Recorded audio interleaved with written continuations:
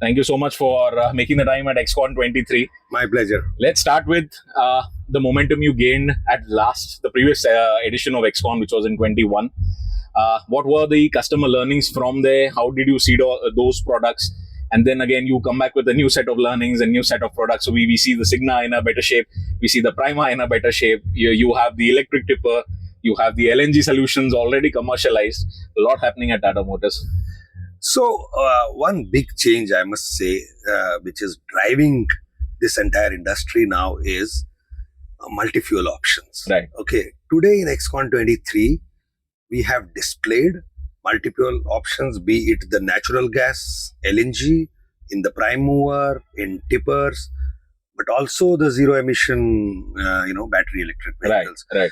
So it is about ensuring that we move towards the more cleaner fuel and greener, energy solutions. And Government of India's commitment of 2070 of being net zero. Right. And we have taken our own targets of net zero by 2045. Yes. So if you want to advance it by 25 years, it has to reflect in the actions. And here's a time to go back in the market from what you said in 2021, 22, the theme at that point in time versus now. So this is a very big change. Right. Big change is that we are in BS6 phase 2, right? And we are in a very different version of Prima. Right. Altogether a new design cabin. Right. And this cabin where we are sitting, by the way, this is static. So that's why it's without seat belt. Yes. Make it clear. So this is so driver friendly in terms of, you look at the seat, just see. This is pneumatic suspended seat. Right. Talk about various other features inside, the safety ones. You have advanced driver assisted system, ADAS, what we call. Yes. We have electronic stability control in prime movers, right? So it's not that, only in the mandated applications of petroleum segment, etc., but across. So that's a big safety feature. Right. Then you talk about collision mitigation system. Right in front, you have a driver whose attention is diverted. Yes. It happens. And or doze off, and there's safety, a big safety. You have lane departure warnings, right? So you get an alert, and there's going to be beep making noise, won't let you do that. Right. And then there are, various other add-ons like hill start aid, driver monitoring system. We have also now, integrated, we have a fleet edge. Okay.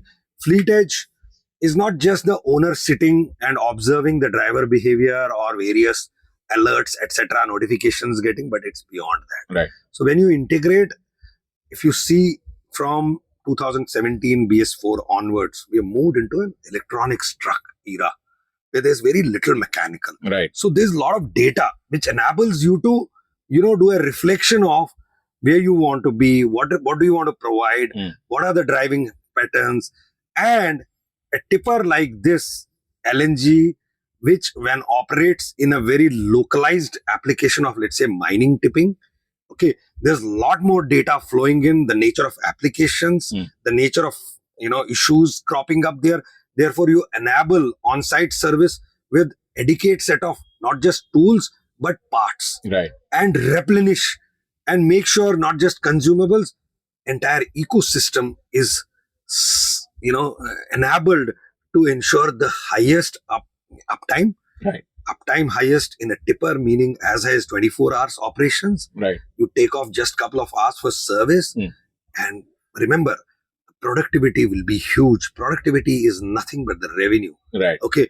And you are taking care of the productivity also by additional driver comfort, as I said, right, additional driver safety, telematics-driven fleet edge data, which is coming to you and integrated to provide you a larger insights on how we should be using that data. Right. And this enables trucking a very, very different dimensions, adding very different dimensions to the entire trucking system, right, which would make us compete with the best in the global. Right. I mean, that is what we have set for ourselves. Right. And I think today our commitment, it's also our commitment that what we are doing in in multi-fuel options, and that's why we are here. Right. And I must tell you, Ashish, there's so much of enthusiasm among our customers since morning, and frankly, this XCon, there are a lot of customers visiting. We've been talking through the year about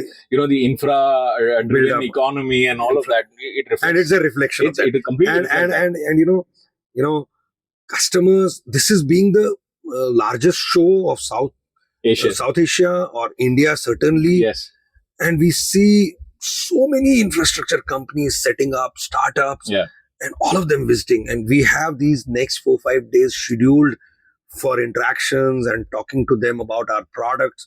And frankly, that's the reason we are also with the battery electric vehicle. While we did showcase in the Auto Expo, but we want to also talk about it here.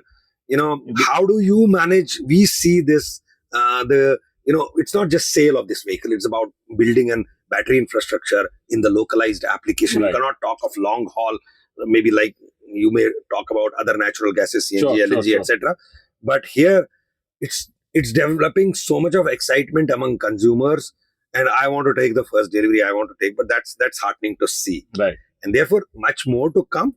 But I would say product development cycle, as you know, is about 2 years for anything. Right. The work has been going on. We are there today with these. We would be there with much more. Absolutely. No doubt about it. And with much more, and surprise you with certain products. Right. We'll be there in everything. What this country need to have in terms of alternate fuel options and meet our commitments. Right. Now, you are dealing with a set of customers who are using a very, very distinguished and very, very specific performance dynamics across the range. Yeah. So how have you seen the customer evolving? On one hand, BS4 to BS6 transition, BS6 phase 2, and then these are the same set of customers looking at an electric tipper today with a 200 kilometer range, looking at LNG in a commercialized form. How has it's a very interesting question. I'll tell you, this is not just BS4, BS6. You have to maybe go back to, let's say, 15 years. Yes. We started working on infrastructure build up. It started with Golden Quadrilateral and North-South, East-West corridor. Right. That's where the infrastructure started shaping up. I think it was around 2003-04 onwards. Right. And it's never looking back thereafter. So how the customers have evolved, they are themselves very enthusiastic about higher power to weight ratio. Right.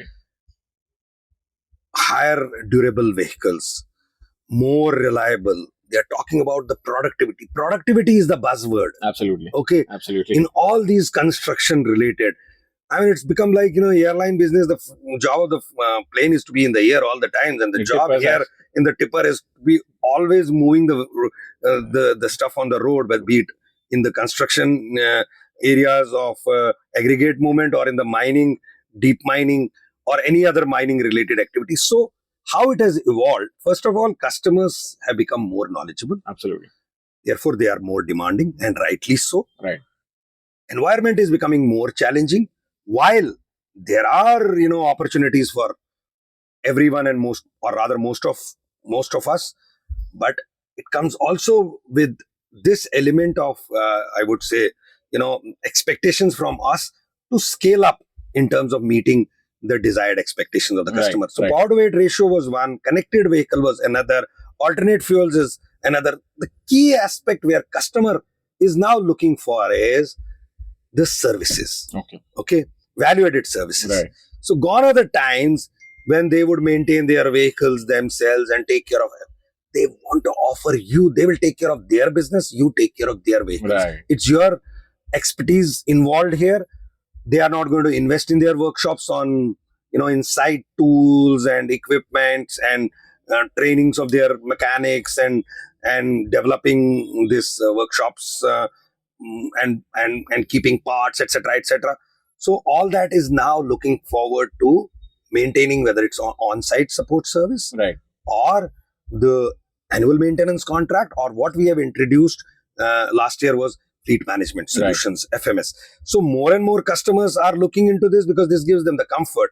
Comfort and peace of mind matters to the customer, and therefore they're willing to let go this piece and and you as Tata Motors handle this Right. part. That has evolved, that has reached to a stage. And because also from BS4, earlier BS3 mechanical to now all electronics or rather big electronics in the truck, they can't manage it themselves or don't want to manage it themselves. There's resources required and their expertise in conducting their business. So they have let go that to the OEMs like Right, us. right. So therefore, that piece has evolved big time. Right. And we have to live up to those expectations and provide, what they call as, profit is equal to revenue minus cost. The costs have to be the least. So what are you doing to reduce the costs, whether it's maintenance cost, my oil drain intervals, my consumables, everything related to the costs is coming down.